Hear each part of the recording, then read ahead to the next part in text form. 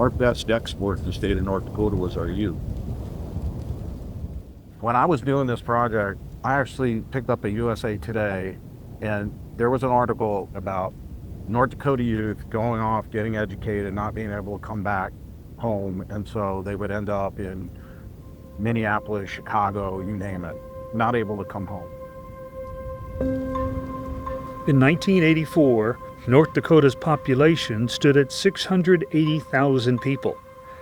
A mere 16 years later, as the 21st century began, the U.S. Census Bureau recorded 40,000 fewer people than in 1984. Young people were moving out of the state to find work, and they weren't coming home. You know, we're a small town. Ellendale's a small town, Cullum's a small town, and we're seeing schools closing, we're seeing kids leaving, we're seeing economic development, leaving and, going to the bigger towns. These communities like Edgeley and Cullum and a lot of others are small. And if they don't get these dollars in and get more individuals to come in and do this stuff, they're going to die out.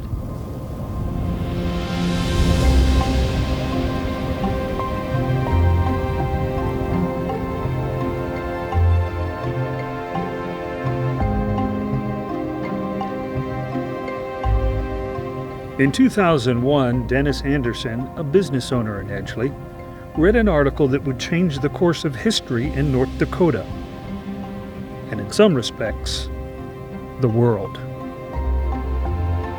I was at the local coffee shop early in the morning reading the Fargo Forum newspaper, and there was an article about the wind farms in Iowa and in Minnesota. And read that and got to thinking, well, what's wrong with North Dakota? In reality, there was nothing wrong with North Dakota, far from it. Over time, we discovered that North Dakota's wind supply was nearly limitless, surpassing that of almost any other place on Earth. But it was a much smaller amount of wind, just enough to lift a small airplane, that lifted this new endeavor. Actually, if you want to get right down to it, I'm a pilot. When I learned how to fly, I learned that you have wind that passes over the wing and it creates lift. And then out here in the country, 15 miles, we've got this huge drop of terrain, it drops down 600 feet. Mike Brandenburg wasn't convinced. I came in here one day to get a cup of coffee and some parts, and Dennis, he waves me over to his office, and he's talking about these airplanes, the lift and the hills, we got the hills out here at 2,000 feet, and we're 1,600. He can feel a lift when he's in his plane. I thought he was crazy. He's talking about wind energy. I thought, what in the world next, but I thought, well, we'll see what we can do with this. And eventually, Mike took the idea to Bismarck. The response ranged from skepticism to outright mockery. And then I can remember, trying to get things going and running into some of the roadblocks where people say, it ain't gonna work. What are you doing, working on wind energy in North Dakota? We run on coal. When we went to meet with some of the existing electricity people in the state, they kind of made fun of us. They kind of told us it wasn't gonna happen, it wouldn't work. We went to a number of meetings, clear down into Minneapolis for a time. And then this was going on for maybe a year. And we met with some other wind people that wanted to put 4 towers up, and we were happy with 4 towers. We wanted to get 1, 2, 3, 4 is good. And at one point in time, we started talking about maybe we were like in a cardboard box where you got a mouse running around inside of it. And we were going to this meeting and going to that meeting, and that mouse, he could be going to one corner and then going to the other corner and looking up and trying to jump out of the box, but we were contained. The people in the know, the people in the industry said, I'll let them just run around inside that box. Despite the odds stacked against them, Mike Brandenburg and Dennis Anderson remained steadfast in their pursuit of success. So we formed the Coteau Hills Wind Group and started working on what can we do to enhance wind energy in North Dakota, because at that time we maybe had 3-4 megawatts. And so we started going to meetings and talking to people, and we had a lot of pushback. There's no question about it. Unbeknownst to Mike and Dennis, FPL Energy, the forerunner of NextEra Energy Resources, was about to make a huge bet on wind and North Dakota. Several years before, we'd signed a very large contract with GE to buy gas turbines.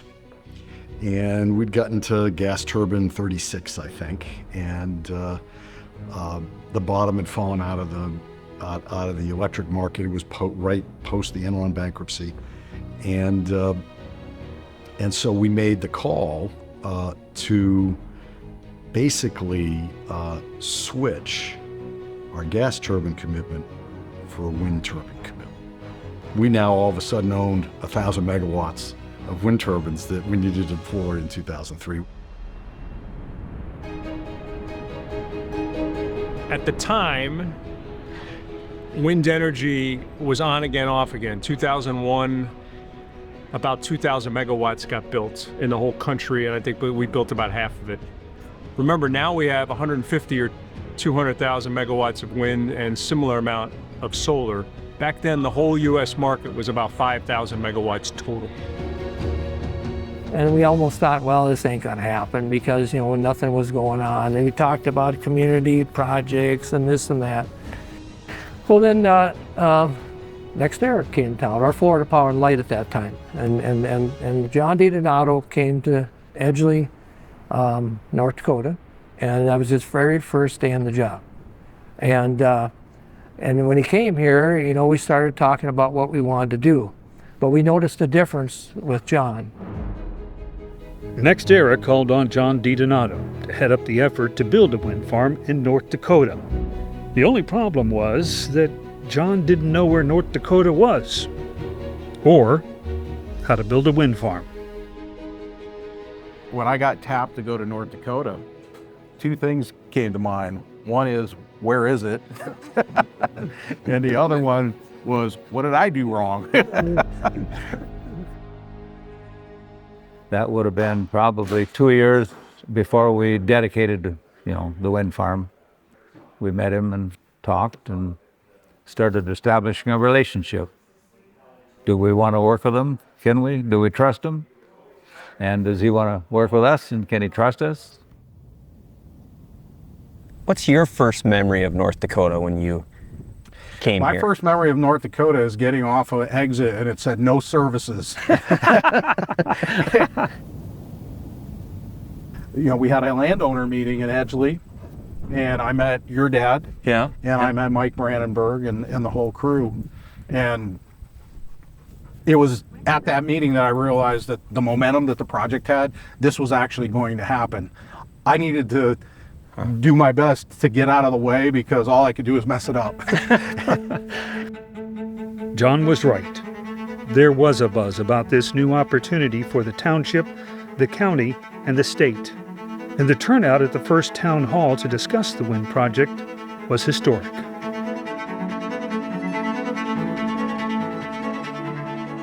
Yeah, it was 300 people showed up at the meeting, and you could see then there's like the locals were like, wow, people are interested in this. And really that meeting through the other leaders in the community, like this is something that's for real because people are interested in wind energy in this area. And so from there, then the communities were entrenched to start working together, especially when you had people from Cullum, you had people from Ellendale, you had people from Edgeley, all saying the same thing, and it developed into a much more powerful force. Thinking back at that first meeting, we were welcomed with open arms. And that's where I met Mike Brandenburg and Dennis Anderson, who were really the ringleaders of what was happening locally with the Coteau Hills Wind LLC. And having a local economic development LLC partner with us was critical to getting the project done. So the local support for the project in North Dakota was absolutely critical for us being able to get the project built. I embraced it and I promoted it right from the beginning because I knew it was going to be good for not only us as a farm, but for the community, for the county, for the township, for the state. I know that there was a buzz, there was a lot of excitement, and there were a lot of people in different communities, different leaders throughout the communities putting things together. I know my dad and my grandpa Bill were also working together with them pretty closely. Local landowners can make or break a project. Local elected officials supporting or not supporting a project can make a difference. Having good relationships with the customer and their network of elected representatives or officials they knew. So the wind resource, did you guys know right away that this was a prime resource for wind in this part of North Dakota? Yeah, we did. We wanted access to wind, transmission, and willing landowners, and all arrows pointed to this area.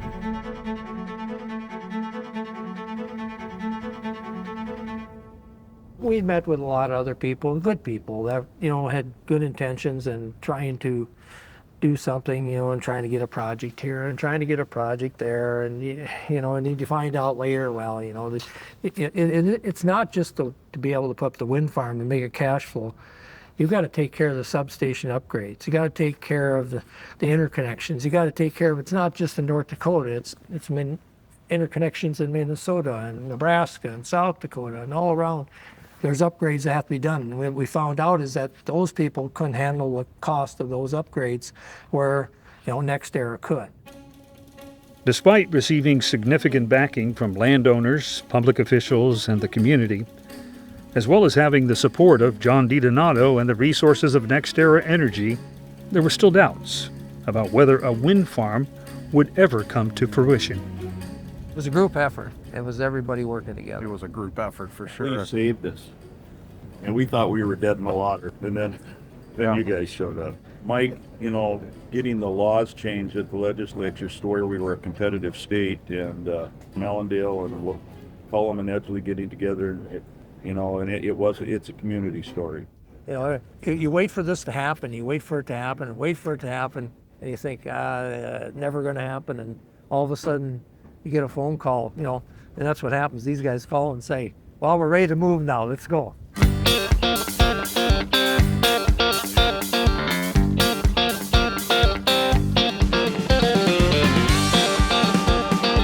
In May of 2003, it was time to go. NextEra Energy Resources, along with partners in North Dakota, would begin building the first ever wind farm in the state. It was great because when I look back at all the newspaper articles from the local paper and they were showing it as it was being built, it brings back that feeling that it was so exciting. And I was here a lot. I was here a lot. I had little kids at the time, and thank God I have a great wife because I needed to be here. But the feeling of excitement, I've never felt it. Watching John have to give up the U.S. Southeast and the warmth and comfort of doing combined cycle or simple cycle peaking projects in Alabama, Virginia, and places like that, and then have to connect 2, 3, or 4 times sometimes in 1 week to get up to North Dakota and back, and learn how to buy winter clothes again like he did when he grew up in Ohio. That was always fun. He's like a ball of energy when he comes in the room, right? When John speaks, everyone's listening. He's always upbeat. I think he's great for development. All the locals love him. Back then, the coffee shop was bringing meals out there and feeding the people out there and, hauling the food out there. The kids that worked there, Pam's kids and Teresa's kids, they were washing the clothes for some of the men because they couldn't find any clothes to get washed. I mean, everybody was pitching in and helping out. When the projects get built, the economy of the local community really goes up. The cafes are always busy. The grocery stores, everything's rented out. So the first blades that came into town, One of the truck drivers said that all of a sudden he's got flashers flashing behind him. And so he pulls over on the side of the road. Officer gets out. Guy's like, "I'm sorry, officers, there's a problem." He starts producing the paperwork. They're heavy loads. Officer says, "No, there's no problem. I just wanted to stop and see this thing." We had the honor of number one, the first commercial wind farm in the state.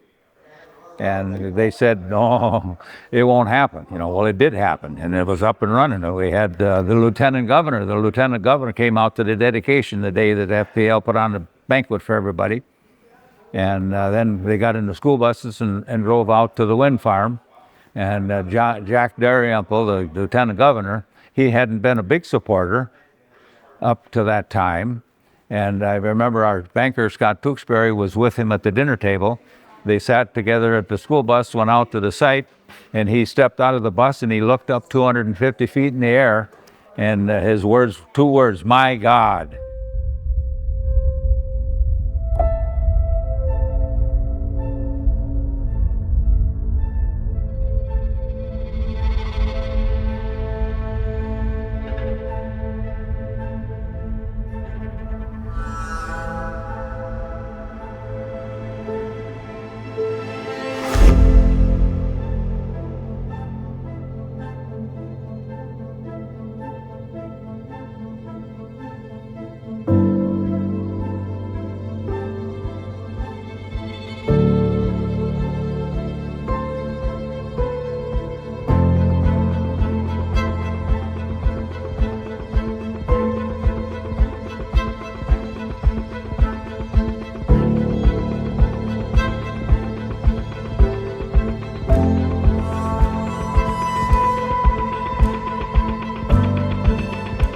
When they first came, it was like a thing of beauty, and it was a novelty. And of course now after, you see them so often that you don't even see them anymore.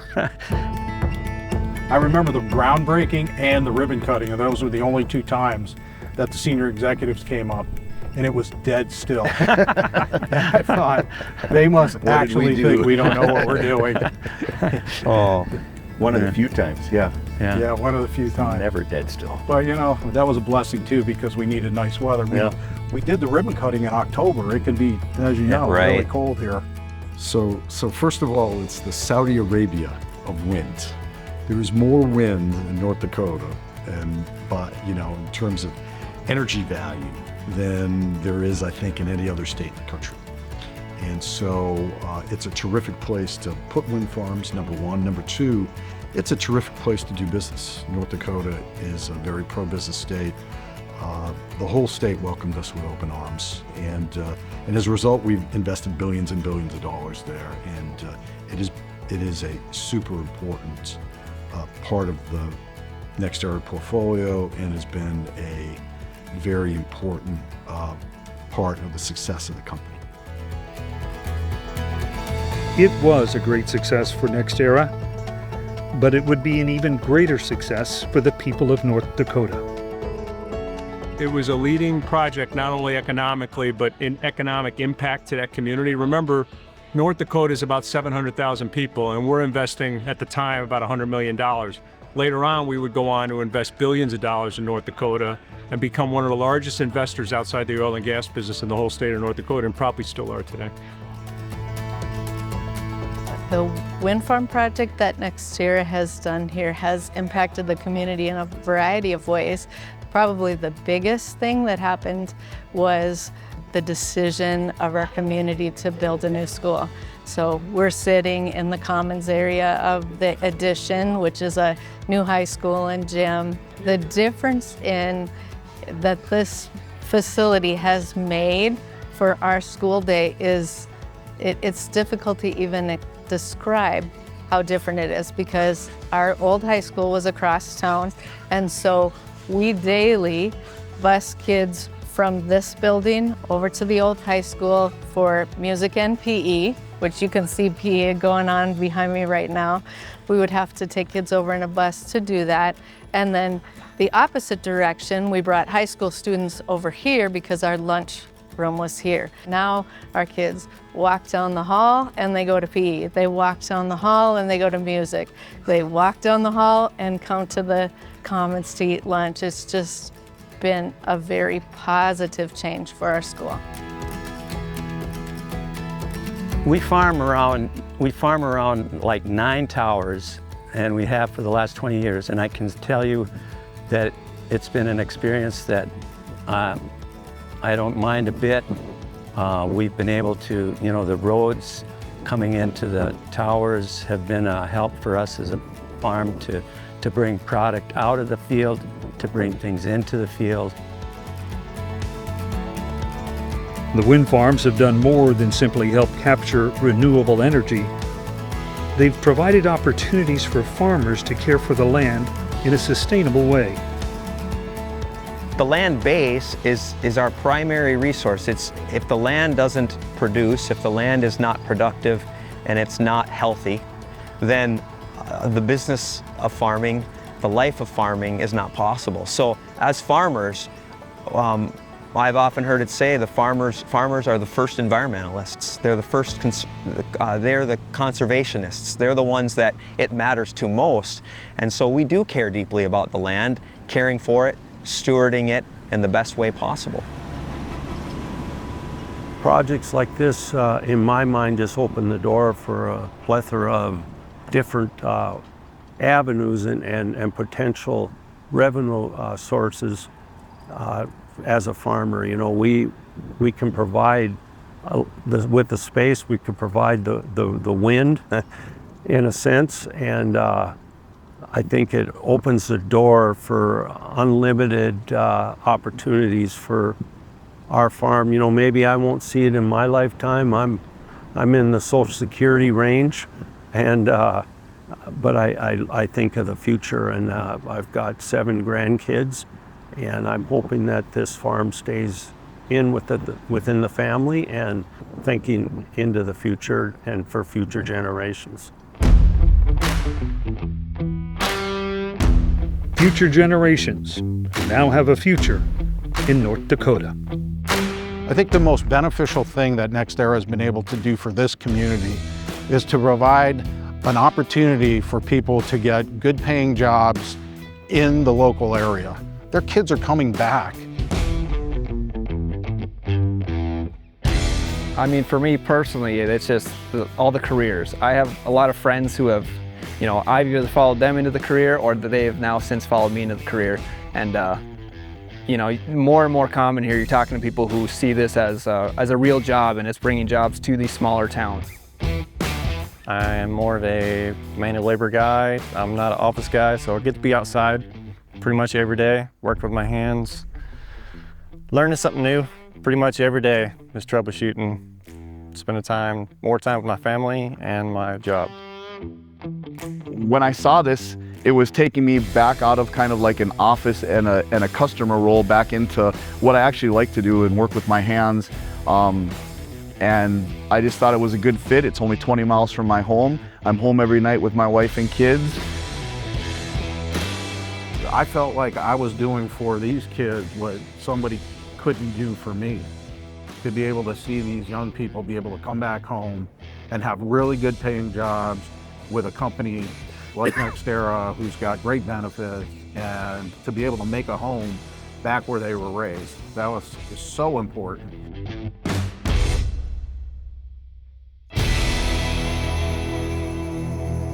I remember when you came to Edgeley the first time and started the project, and North Dakota owes you a lot. We came here, when you came, we had like 3 or 4 megawatts in the state, and they were tied to air bases. And there's 4,000 megawatts in the state now. You gotta look to the future. And my grandpa always said, leave this place when you leave a better place for everybody to live in. And that's what I'm trying to do. I'm not gonna be here forever, and want to leave it a better place, a better community, a better Edgeley. Look at what the wind towers up there did for Cullum. And I know when I go to my grave, I'll remember that the wind towers, it was Dennis waving at me saying, Mike, come over here, I got to talk to you about this lift, this plane lift I'm doing. Dennis, I do it. They just, but it started there. It really did. And then it started growing, because at first when I talked to my buddies in the legislature, it's like, wind energy, that's all a bunch of hooey, that's kind of what they said. And that's for those people that wear sandals and stuff like that, but it's wrong. They were wrong, and we were right. And here we are, and there's more transmission coming in here.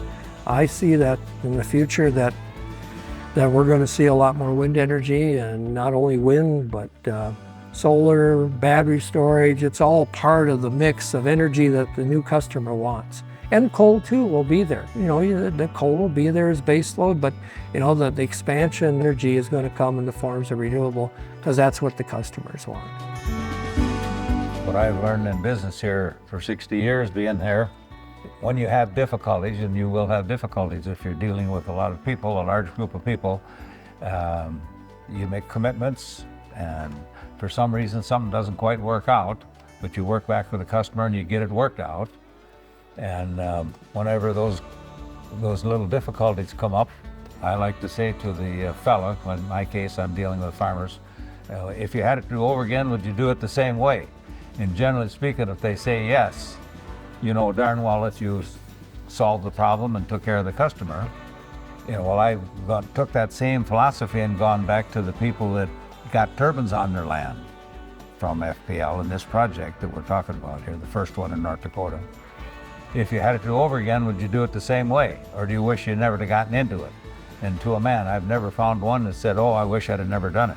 So that kind of answers that question. Well, like you said, it all started here, and it's just grown since. The wind hasn't run out yet. It keeps coming. Imagine that, right? I've heard it's renewable, and it actually is. Yeah, you guys haven't used it all up yet. No, we're trying our best, but it keeps coming. Yeah. Right.